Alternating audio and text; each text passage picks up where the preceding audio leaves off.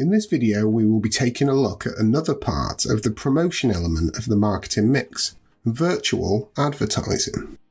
As we continue to explore the promotion element of the marketing mix, we will look in more detail at the advantages and disadvantages of using virtual advertising and its impact in the 21st century.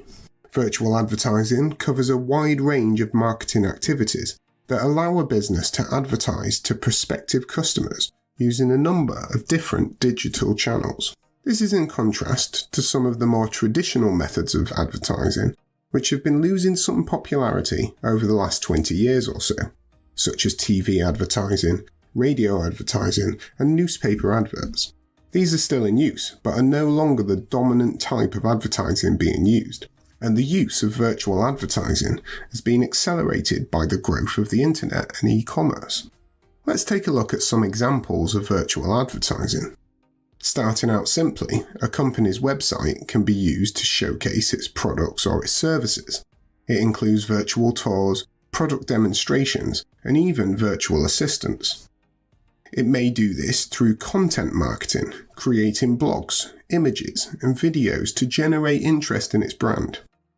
Search engine optimization, or SEO for short, is a way of using keywords to make sure that your products and services feature high on Google rankings, ideally the first page when someone searches on the internet. Social media marketing can be used on platforms such as Facebook, Instagram, YouTube and TikTok to promote products or services. Pay-per-click or PPC advertising is a way of driving traffic to your website, and you only pay when someone clicks on the advert and arrives at your site. Email marketing can be used to target specific potential customers using data that you hold about them.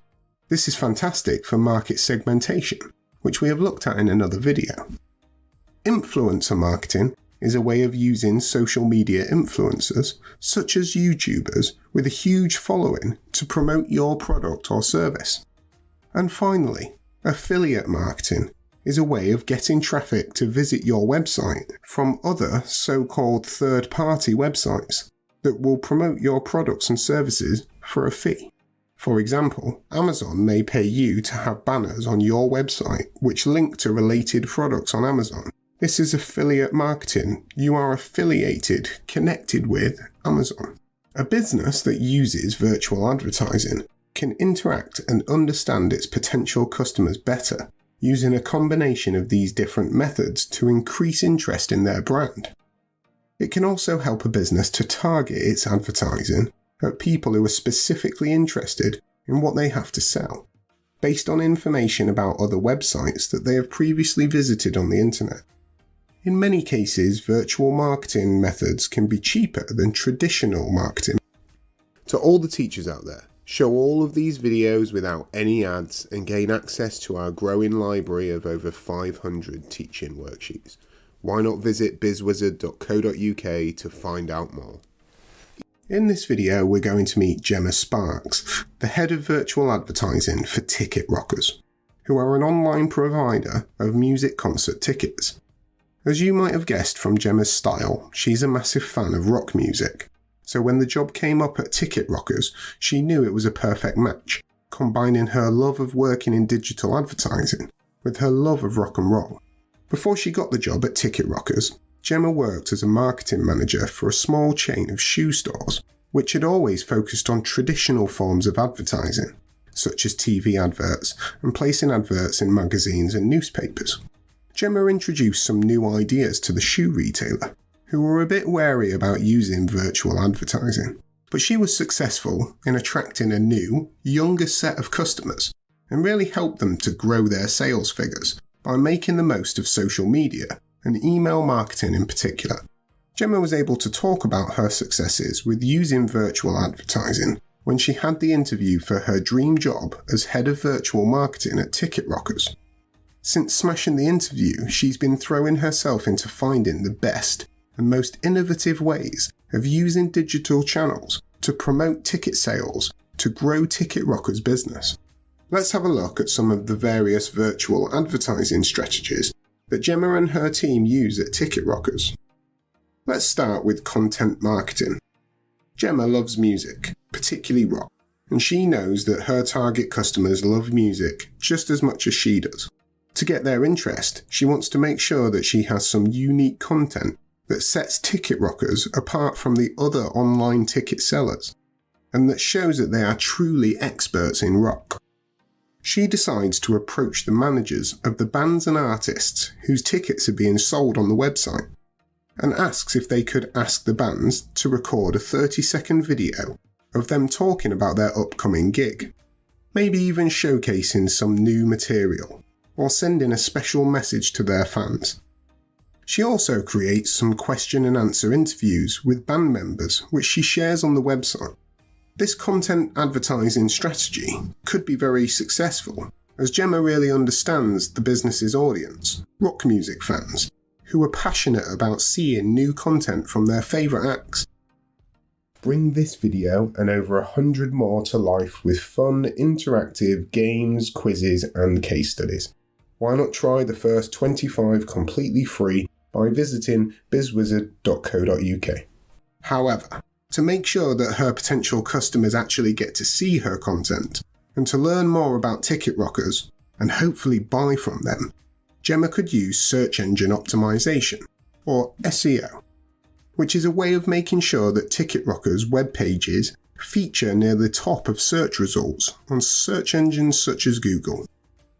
She'll do this by making sure that her team uses keywords on their website that Ticket Rockers' potential customers are likely to use when searching on the web. These might be relatively general, such as rock tickets, or based on location, such as rock tickets in Birmingham, or they could be more specific, such as Foo Fighters tickets in London. That way, potential customers are more likely to be directed to the Ticket Rockers website and see all of the amazing tickets that are on sale, as well as all the extra content such as the videos that Gemma and her team have collected for their website visitors to enjoy. Gemma's own team at Ticket Rockers will focus on making sure that this content is optimised so that the Ticket Rockers website will rank higher and higher, and she won't need to spend money on advertising to do this. Gemma and her team can also use adverts to help to encourage more visitors to the website, although these will usually need to be paid for. Normally, these are some kind of image, video or text that shows up on another website, like a banner, and when someone clicks on that advert, Ticket Rockers will be charged a fee. This kind of digital advertising is called pay-per-click, or sometimes known as PPC. Gemma can also use her great content, the videos and the interviews that the fans love so much, on social media. She creates a YouTube channel where she can share all of the 30 seconds with videos, and also promotes it on Facebook, Instagram and Twitter. As part of her social media marketing strategy, Gemma can also use these channels to advertise tickets for upcoming events and to create hype around the fact that most of these gigs sell out very quickly. Gemma knows that just like her, most of their potential customers spend a lot of time on social media, and she wants to use this to her full advantage. Gemma and her team spend some time analysing what people do when they visit the Ticket Rockers website, and whether people come back to visit the site after their first visit. They discover that a lot of their potential customers don't come back. So Gemma thinks about how she can encourage people to come back and visit the website again. She decides to use email marketing to build a relationship with her potential customers, to help them learn more about what Ticket Rockers have to offer, and to keep them engaged and excited about all the interesting content that they have on their site, and to encourage them to buy more tickets.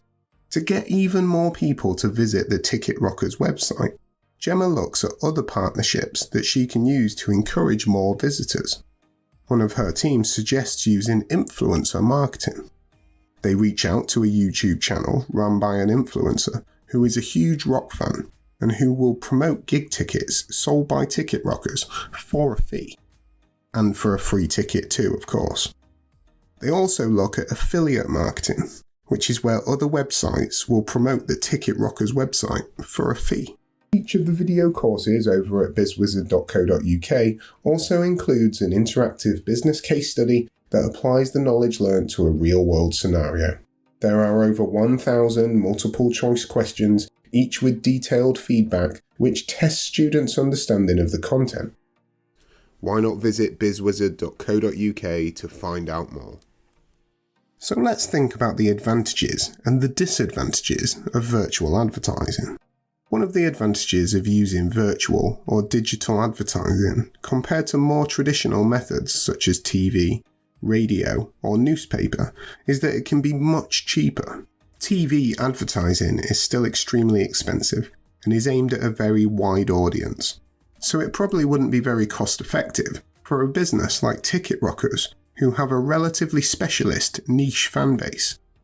Traditional advertising is paid for regardless of who sees it, whereas pay-per-click advertising, for example, is only paid for when someone decides to click on it and find out more. This can save Gemma and Ticket Rockers a lot of time and money, which can be used to improve other areas of their operation. Another advantage of virtual advertising compared to traditional adverts is that it can be very targeted to a specific group of people. Gemma knows who her target audience is, what sort of content they like to see, and what kind of websites they like to visit, so she can really hone in on them and make her marketing very tailored. And those adverts are likely to be seen by the right customers. You'll see this yourself. The type of adverts and the content that you see on lots of websites have been tailored to you based on your own browser history and the type of websites that you tend to visit.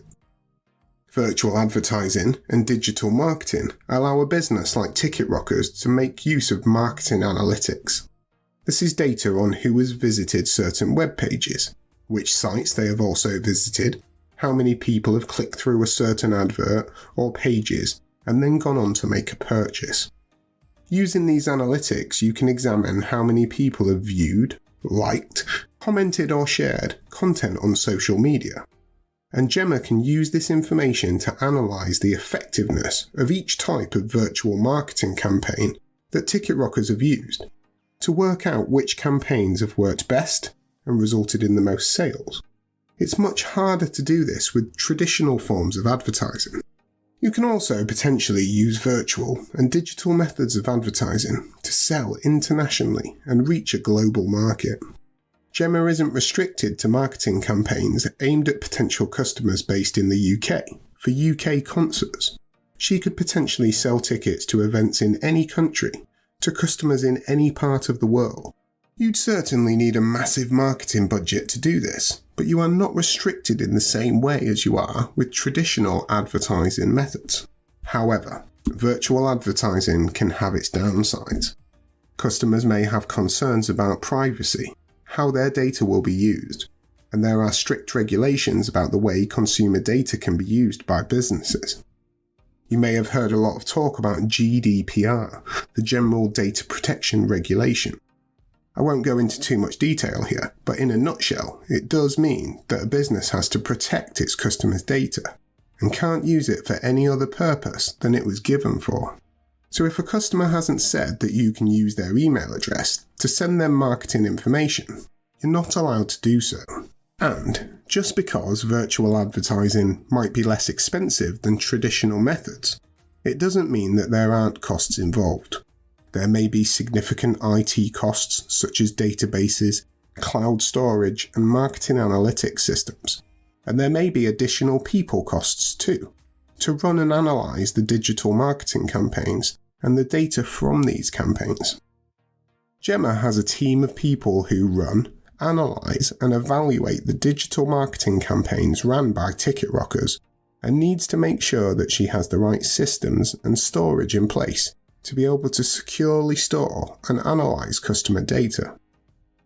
Finally, virtual advertising can have the downside that the prospective customers can't touch, see, and feel the product or service, and there's less human interaction. That's probably less of an issue for a company like Ticket Rockers, which is selling an experience rather than a physical product.